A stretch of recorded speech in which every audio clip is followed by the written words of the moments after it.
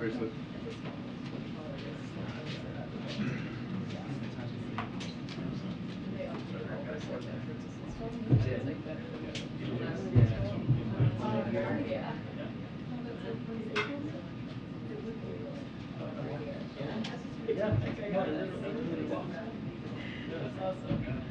You do not want to take on the red. Everyone else is like, no.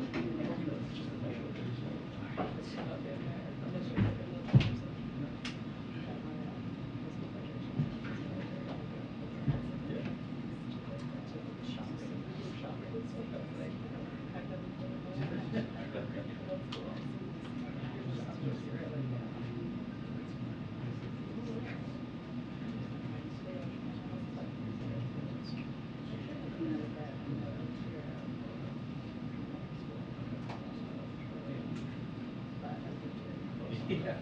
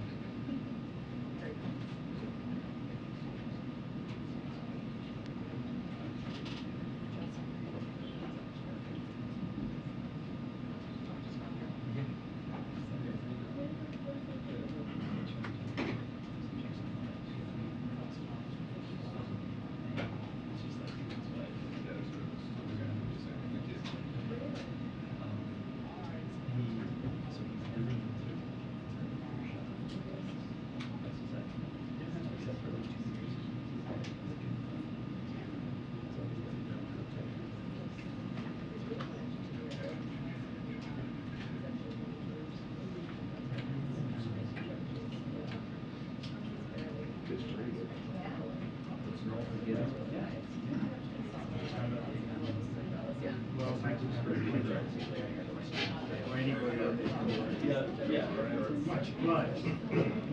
Is there no, Very soft. yeah.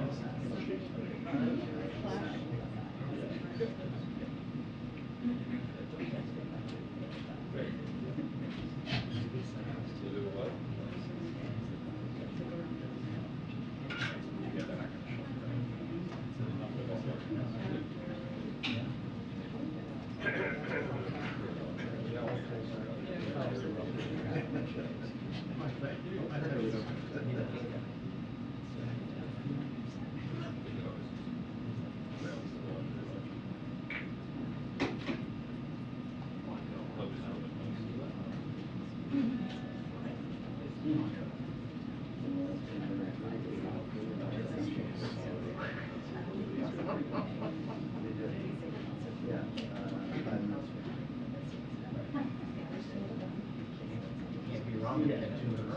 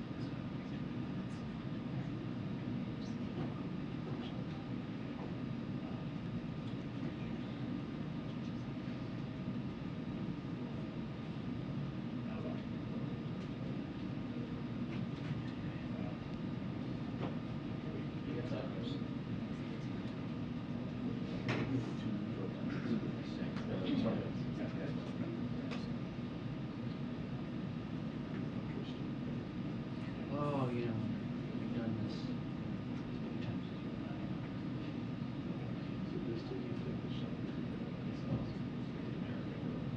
Yeah, so many other times.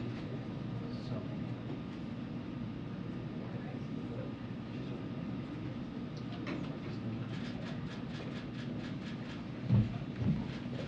many. Good afternoon, everybody. Good afternoon.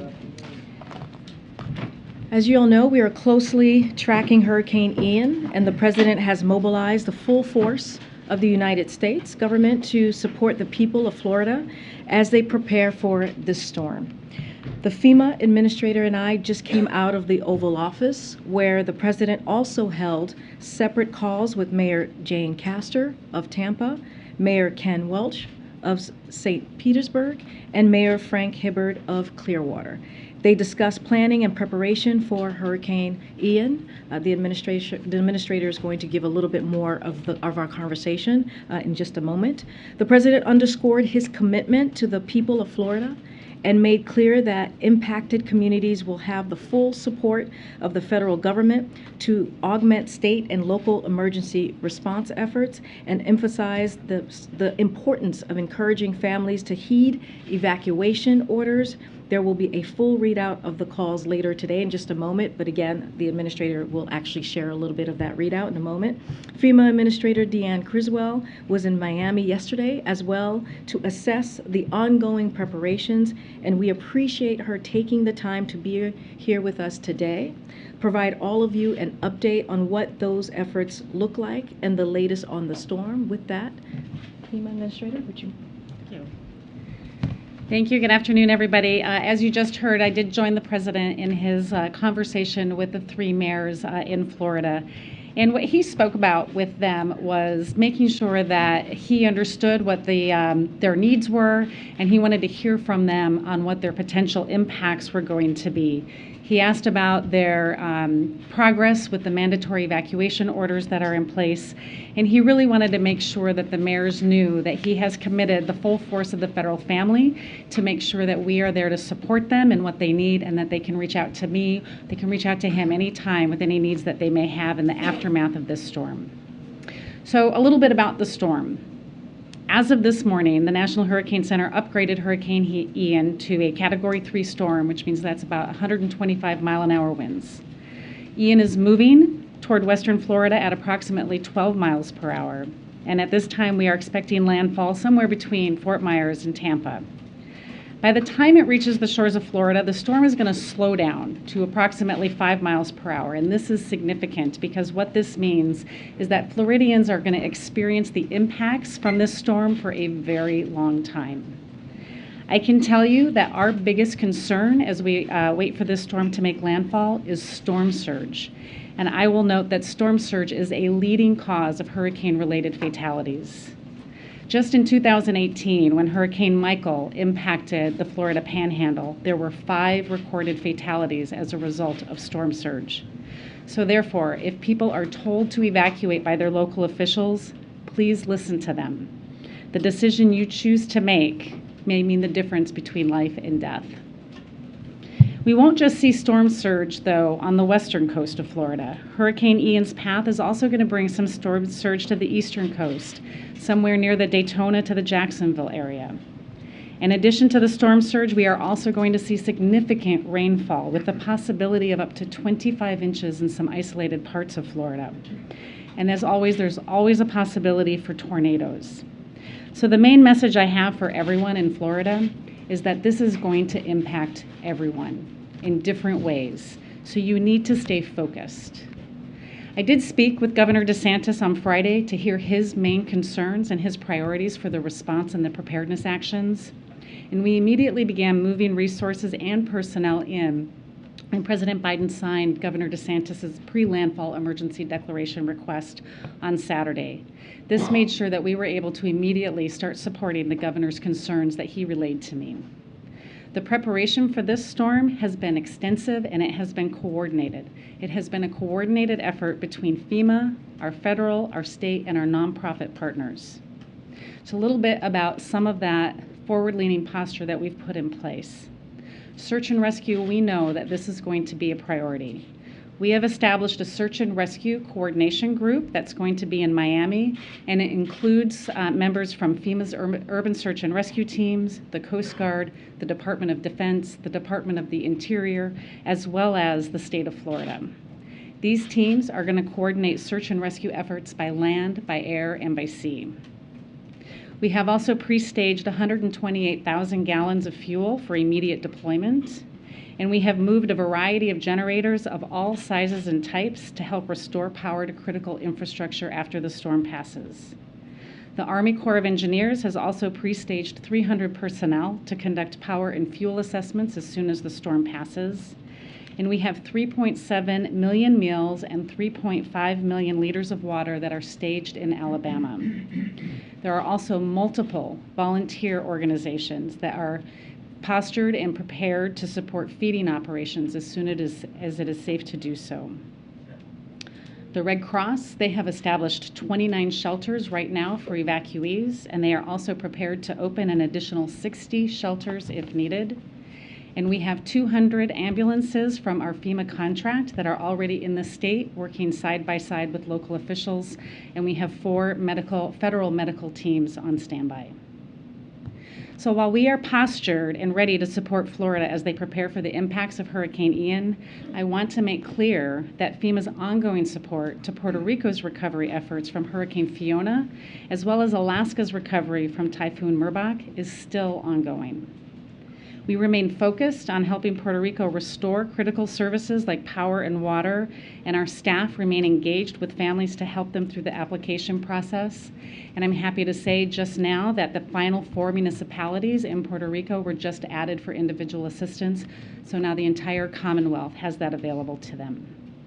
Our teams in Alaska are also helping the state complete damage assessments and addressing emergency repairs as the state is preparing for their nearing freeze-up as the winter season approaches. As far as Hurricane Ian's path, it has become more defined, but as with any hurricane, it can still be unpredictable. This means that it is more important than ever that communities inside and outside of that projected path that you see, that you stay vigilant. And so my message to those who may be watching at home, get ready and do not underestimate the potential that this storm can bring. Know where you are going to get your information. Listen to your local officials and heed their advice. They are trying to keep you safe. Have a plan to communicate with your family. Finally, FEMA and our partners are here. We are ready and we are focused on meeting the needs of those that we are charged to serve. But we need the help of everyone that we are charged, that everyone at home, to be as prepared as they can be. I am confident that we have the right team in place as we work this emergency response to Hurricane Ian, and together we have the capability to meet whatever threats may come our way. Okay, we'll take a couple questions. Thank you, Director Criswell.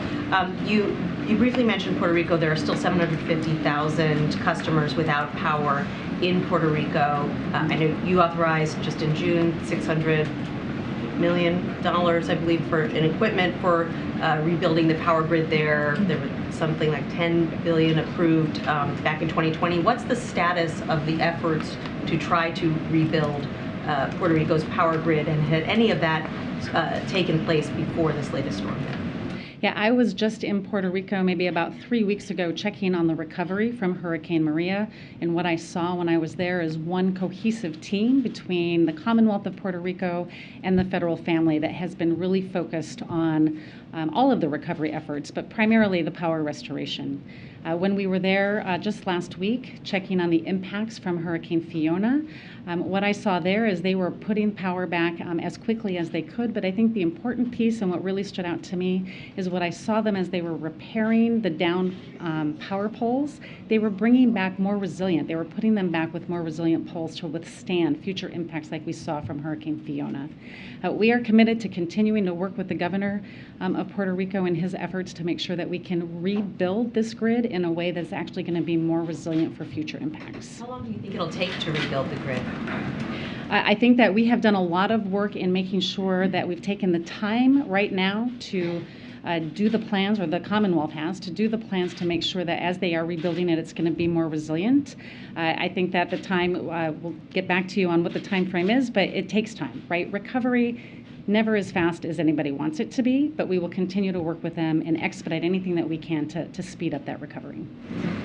Has the administration, or will the administration, waive the Jones Act that would allow for a diesel carrying ship to dock there in Puerto Rico to help provide necessary provisions of diesel oil to those there? Yeah, we are committed to doing everything that we can within our legal authority to support the people of Puerto Rico. And we know that the Jones Act waiver is one of those things. We have a legal obligation to ensure that each waiver request meets the legal requirements of Congress. And so any final determination on that will be made by the Secretary of Homeland Security. Given the pressure we've heard from the Puerto Ricans and the governor in that territory right now, what time frame should they anticipate that decision should be made, given the urgent need for that oil? I know that they are actively working on that approval process or that consideration right now, and so I don't have a time frame for you right now. Okay. And just a curiosity, well, I know we've asked before, you spoke to several mayors down there. One of the mayors said that one of the primary concerns was complacency. I'm curious, the president spoke to big leaders. First question to you is about complacency. The second is, you've spoken to the governor of the state. Why hasn't the president yet, or is there a scheduled call for the two men to speak, obviously, as they're the preeminent leaders of the country and of that state? I do have concerns about complacency. We're talking about impacts in a part of Florida that hasn't seen a major direct impact in nearly 100 years. There's also parts of Florida where there's a lot of new residents that have never experienced this type of threat. So my message to them is still take this very seriously, listen to your local officials, and those Floridians that have been through this before, help your neighbors that may have not had to go through this. Heeding the advice of your local officials is the most important. And as far as the conversation, the president directed me to contact the governor early on before we even did the declaration. I did that. My regional administrator is with the governor right now, making sure that we're understanding what the needs are, and our focus is on the current life safety needs that need to be met. Can you describe just the level of communication with state officials, and have there been anything unusual or any challenges with that? How would you describe it? Yeah, I think the communication that we have had with the state officials has been excellent. My regional administrator out of Region 4, Gracia Check, she is in Florida. She got there yesterday. She has been embedded at the state EOC, working with the state emergency management director one-on-one to make sure we're understanding what their needs are. Again, she's traveling with the governor to a few areas today to make sure we're understanding what those needs. We've had a long relationship with Florida. Our Region 4 has had a great partnership with all of the emergency management team there. They've done a lot of work with the different municipalities and the counties, and I think the relationship is very strong. Is there anything different about this preparation compared to how FEMA normally prepares for hurricanes that approach landfall? Is there anything particular about the strength of this storm or where it's going to land that has changed how you prepare for it? I don't know if I would say it's changed how we prepare for it. I would say under this administration, the president has given me very clear direction that we are going to lean in and we are not going to wait to provide assistance. And that's exactly what we're doing for this one. That's what we have done for the previous hurricanes that we experienced last year as well. We understand that this is going to have some significant impacts, and we want to make sure that we have the right resources in place ahead of time to be able to respond immediately when it's safe to do so. Thanks. Related to Alex's last question, I mean, how has FEMA adapted its storm planning preparation or procedures to deal with increasingly rapid intensification of hurricanes? I mean, does it make it harder to respond to these? I don't know if it makes it harder to respond. I think where the difficulty comes in with this rapid intensification is the time that's available to notify the public to take the necessary action to protect themselves. What I find is that we have less time for states to give evacuation orders because of the rapid intensification of these storms. But what we're doing, and what I did here, is contacted the governor on Friday to make sure that he knew we were ready to support his pre-landfall emergency needs, and giving him the assurance that we would have funding available to support his actions, but also our ability to bring in the federal family to be ready to respond to them. You mentioned the ongoing operations in Puerto Rico and the recovery efforts there. Are you concerned that your agency is stretched thin right now dealing with that and preparing for what's coming to Florida right now? Do you have the resources and staff to handle the second storm? So we do have a lot of events that are going on right now. We're still supporting the recovery in Kentucky, and we're supporting the current recovery going on in Puerto Rico.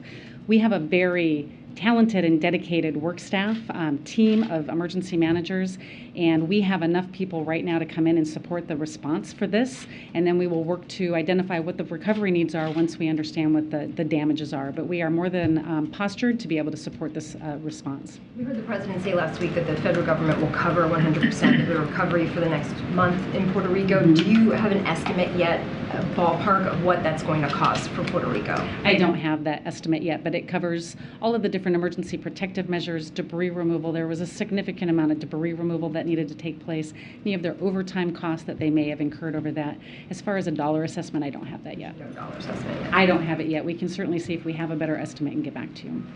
Karine, just to follow up. Wait, I just I'm sorry. I just followed Matt. I just want to return to what Peter had asked about Governor DeSantis. In the past, President Biden, has made calls to governors in situations of natural disasters.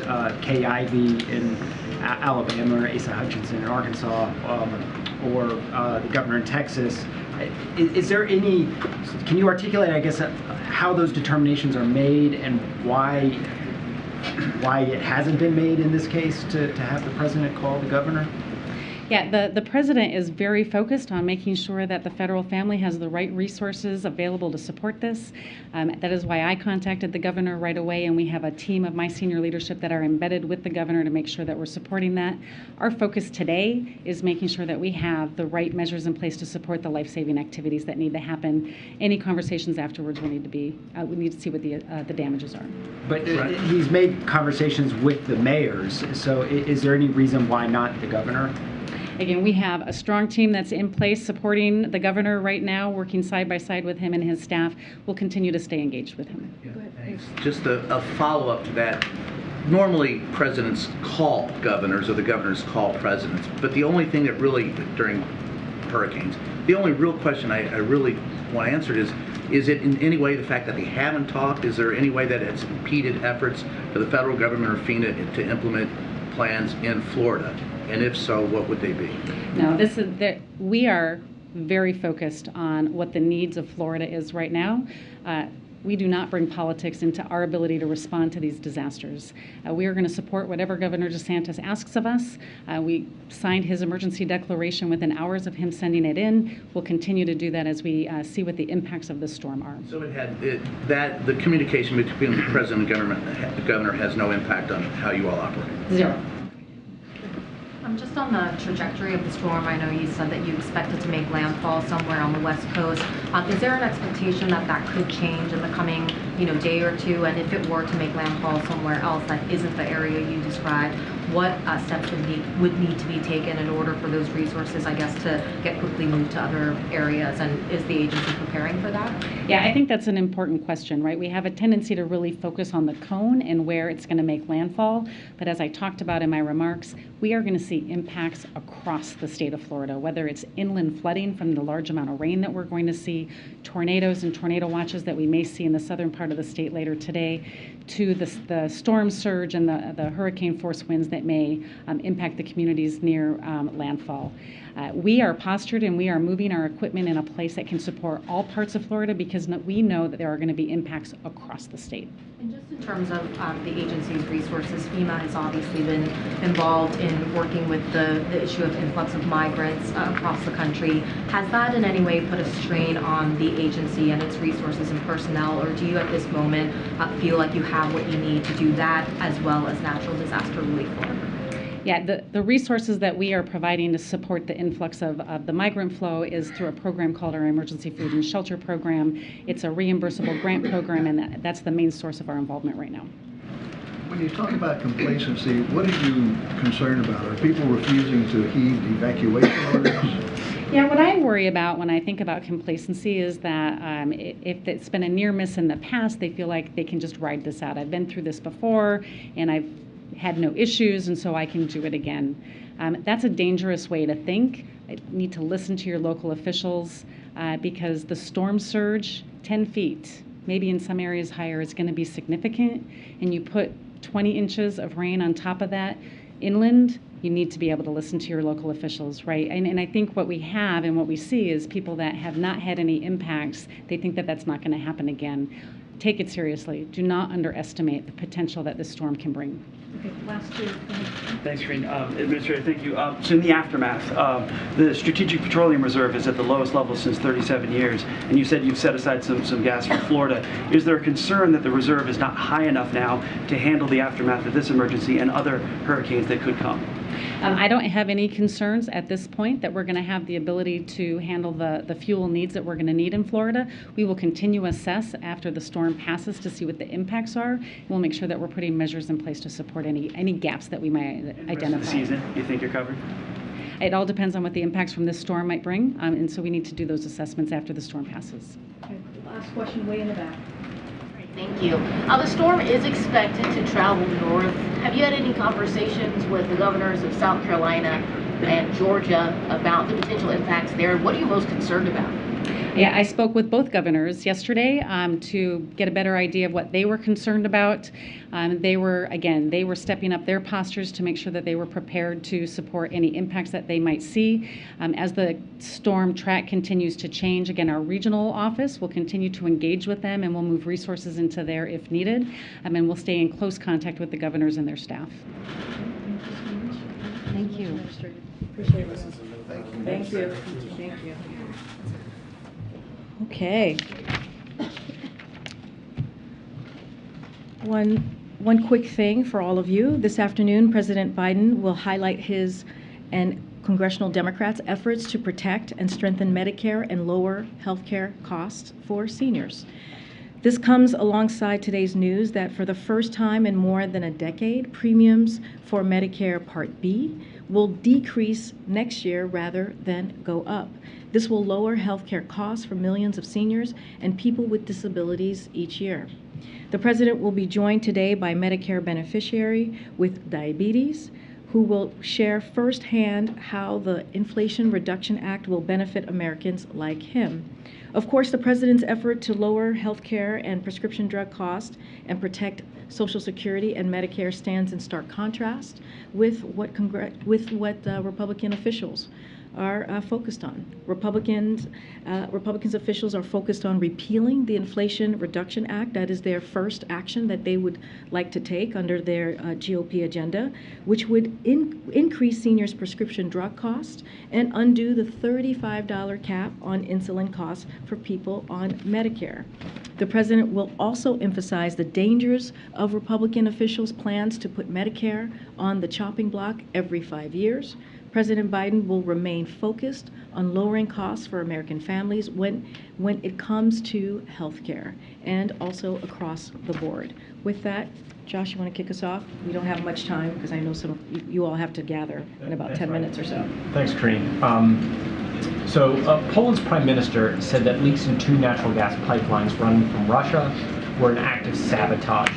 Does the U.S. have any evidence of sabotage? What role is it playing in this inquiry? So I'm not going to get into going to speculate on the cause of this. It's not something that we're going to do. I know our European partners are investigating this, so we stand ready to provide support to their efforts once they have completed their investigation. As you all know, these pipelines weren't pumping gas into Europe at this time. NS2 was never operational, as you guys know. NS1 has not been operational for weeks because Putin has weaponized energy, and we have said this many times before. This just drives home the importance of our efforts to work together to get alternative gas supplies to Europe and to support efforts to reduce gas consumption and accelerate true energy independence by moving to clean energy economy. Secondly, Facebook's parent company, Meta, removed more than 1,600 accounts tied to Russian disinformation. It also took down accounts tied to Chinese disinformation. Does the U.S. believe that Facebook is effectively, incredibly policing its own network? So we'll say first that that we are confident in the integrity of our elections here. The U.S. government has been the integrity of the elections. The U.S. government has been focused on identifying and exposing foreign influence efforts and information operations. For instance, just a few weeks ago, the U.S. exposed how Russia has spent over $300 million just trying to influence foreign politics around the world since 2014. We are seeing social media platforms take more serious steps independently on their own against coordinated, inauthentic behavior in the last few years and enforcing their terms of use. The report appears to be another example of that. Again, we have confidence in the integrity of the elections. Have the Europeans requested help in identifying how these leaks began? Don't have anything to report on what we have heard from the Europeans at this time, or anything to preview.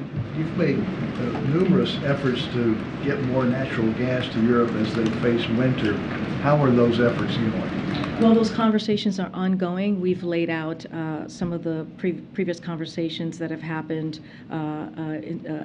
recently. I don't have any more to update on where we are, but we find it to have been successful in trying to diversify the energy supply, and we will continue to assist our European partners. Just on the Puerto Rico Jones Act question that was asked before, does the president himself currently have a thought on whether a waiver could be issued for this specific situation? So when it comes to this specific situation, look, we're committed to, again, doing everything that we can within our legal authority to support Puerto Rico. That's basically what the administrator said, and that is our number one focus, to get them what they need and to get them back on track. And so we're going to, as a federal government, we're going to continue to give those resources. The Biden administration is closely evaluating any waivers requests that come in, including this particular one, as Criswell said while she was just here, and to make that final determination. But that is going to be made by the Homeland Security, and so we'll leave that up to them. But again, we're going to evaluate every one of them very closely. Just on a separate matter, just the reports of men in Russia trying to flee the country. There are even some reports of people trying to harm themselves physically to try to avoid conscription. I know the White House has drawn a distinction between the Russian government and the people of Russia.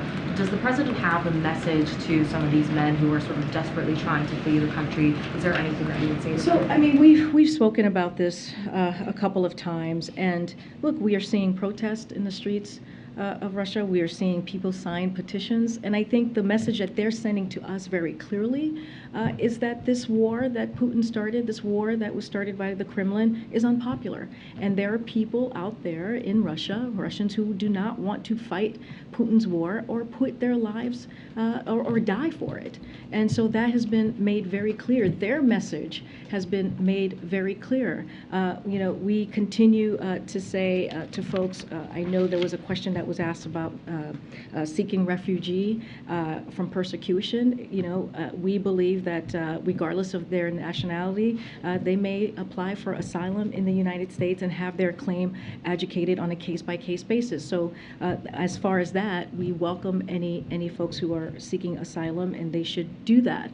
But again, we have talked about the bravery of the Ukrainians fighting this war for the past 6 months and how they're fighting for their freedom. And what we're seeing in Russia are the people of Russia who are saying they do not want this war. They do not support Putin's war.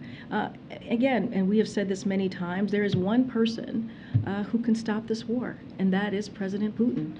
He's the one who started this unprovoked, brutal war, and it is up to him to stop it. What we're seeing right now is not strength, it is weakness from President Putin. Sorry. And welcome to the briefing room. I know. Thanks very much. Thanks for taking my question. A plaintiff in Indiana has filed a lawsuit trying to block the president's student loan forgiveness initiative, claiming that his tax bill is going to go up and cost more than the student loan forgiveness would be because of a program in Indiana.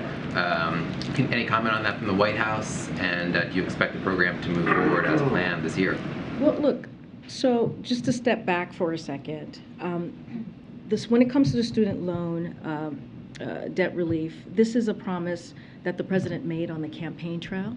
And this is an opportunity that the president saw to give American families out there a little bit of a breathing room. You hear him say that often. You might hear him say that in just a little bit, how he has worked towards to make sure that the economy works for everyone and not to leave anyone behind. And so when you look at the student loans relief program, it is going to help tens of millions of people.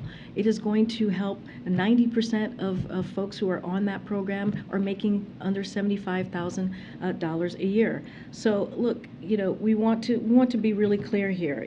Opponents of the Biden-Harris administration student loan plan are trying to stop it because they know it will provide much needed, again, relief for working families. Anyone who does not want to give that debt relief can choose to opt out. It's something that they are able to do. But again, the Department of Education website will provide more detail, as you're asking if it's going to move forward, on information about how the program will work before it launches. But the bottom line is this: no one who does not want debt relief will have to get that debt relief. So folks have an option to opt out. But again, this is going to help tens of millions of Americans who now are going to be able to put money down to maybe buy a house or to start a family, and that matters.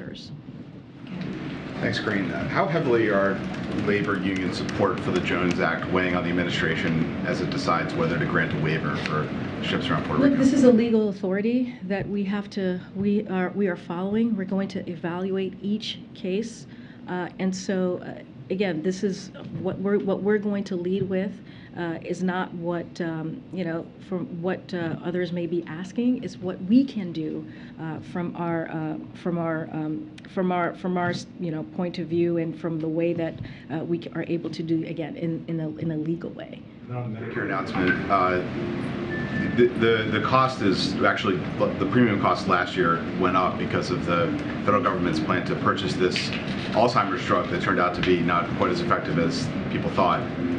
Now premiums are pretty much going back down to where they were before that. So isn't this just getting things back to where they were and not truly lowering premium costs? We see this as a win for the American people when they're going to get about $60 a year back into their pocket. That's important, and so I think that's how we see this. And as you couple that with what the president has been wanting to do and trying to do and has done with the Inflation Reduction Act, continuing to lower costs. And if you look at the Inflation Reduction Act, it is right now the #1 piece of legislation that's clearly law that is dealing with an issue that the Americans are feeling every day, which is trying to figure out how we lower costs. We're going to hear from the president speak in just a few minutes.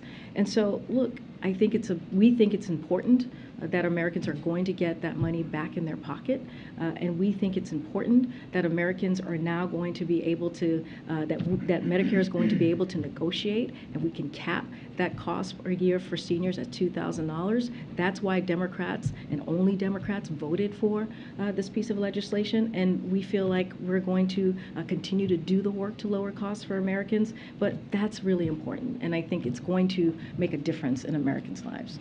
We'll go real fast. Okay, whoever needs to go. Oh, that's including you, Josh. Bye. Quick question, Karine. Okay. Let me guess what's about. Yeah. Election is coming up this Sunday in Brazil. Yes. So I know that Democrats in Congress are pushing for the White House to recognize the result immediately, within minutes after it is confirmed or announced? Is the White House planning to do this immediately? And is the White House concerned the result could be contested? So as you know, we're going to be monitoring these elections as we have many elections that have happened in the last couple of weeks, in particular in Brazil. We're going to monitor them closely and have the trust in the strength of the Brazil's democratic institution. So we have seen recent reports of violence, and although the right to protest is fundamental in any democracy, the United States condemns any violence and urges Brazilians to make their voices heard in a peaceful manner. We believe that is important in this in this upcoming election. As a partner democracy in Brazil, or to Brazil, we will continue to follow the elections with the full expectation that they will be conducted in a free, fair, transparent, and credible manner, with all relevant institutions operating in accordance with the constitutional world. Again, we will be monitoring Is this. the White House going to recognize the result immediately? Again, I'm not going to get ahead of any results at this time, but like I said, we will be monitoring the upcoming elections in Brazil, and I'll leave it there. Thank you. Thanks so much. The CR doesn't have any funding that the White House requested on COVID or monkeypox. Has the White House given up on that funding? Is there another route for those funds, or is it time to be prepared to move forward without that kind of funding? So, look, our near-term priority is keeping the government open. We've been very clear about that to ensure that vital services to the American people continue uninterrupted. And we know that the shutdowns are incredibly disruptive and costly. There's still time for Congress to pass a short-term funding bill by this Friday's deadline, and we are confident they will do so. Look, so as you know, you've heard us say this for many months, that we've been very clear since early 2022 about our COVID funding needs, and have warned that without congressional action, we were going to be forced to make difficult trade-offs, as we heard from me recently about the testing, and be unable to take action that Republicans and Democrats support to have the United States lead the effort on the next generation of vaccine, the next generation of treatments. And that is exactly what has happened. And so we're not going to give up. We're going to continue every day that we ensure secure funding. We need to protect and build on the progress we have made. So we're going to continue that process. On another topic, can you give an update on what is the President's message going to be to leaders of the Pacific Island Summit, particularly as it relates to China later this week? So just to give you a little bit of preview, as we announced earlier this month, President Biden will host the first ever U.S. Pacific Island County Summit, which will be held here in Washington, D.C., as you just noted, this Wednesday, tomorrow, and Thursday. On Thursday, President Biden will discuss with Pacific leaders our broadening and deepened cooperation on key issues such as climate change, pandemic and economic recovery, maritime security, environmental protection, and advancing a free and open Indo-Pacific. The President will then also welcome the Pacific Island leaders to the White House, where they will take a family photo and join a dinner hosted by the President. The summit will demonstrate the United States' deep and enduring partnership. This is how we see this, as we are you asking me about our message? A partnership with the Pacific Island continues, and the Pacific region that is underpinned by shared history, values, and people-to-people ties. And we'll have more to share on that soon. But again, this is just showing our partnership with the region. As you have seen, the last 19 months, the President has had many conversations with world leaders. This is something that he feels is very important, that leader-to-leader conversation, and that's what you're going to see with the summit as well. And finally, if I could, does the White House plan to nominate someone for the IDB to replace the Trump official who was voted off yesterday? And kind of in that vein, has the White House been in touch with other shareholders of the World Bank to kind of take their temperature about David Malpass's remarks? So we don't have anything to preview on any personnel announcement at this time.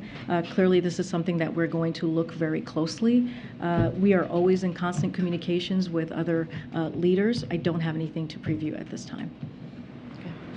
Karine, students across Virginia today walked out of their classroom to protest the governor's new guidelines restricting the rights of transgender students. Does the White House support these students? So I haven't seen those reports, but you know, this is a president that supports the LGBTQI+ community and has been supporting that community for some time now, as vice president, as senator, and certainly as president now. And he speaks always is proud to speak out against the mistreatment of that community. We believe, and he believes, transgender youth should be allowed to be able to go to school freely, to be able to express themselves freely, to be able to have the protections that they need to be who they are. Again, I have not seen these reports, but we can say with all confidence, and you all know, have covered him for some time. When it comes to this community, he is a partner and he is a strong ally, as well as the vice president. Okay, Rob. Oh, Rob, we gotta go. I'm sorry, guys. We gotta go.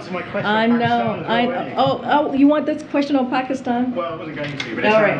Well, I'll see you guys tomorrow. Okay. See you tomorrow.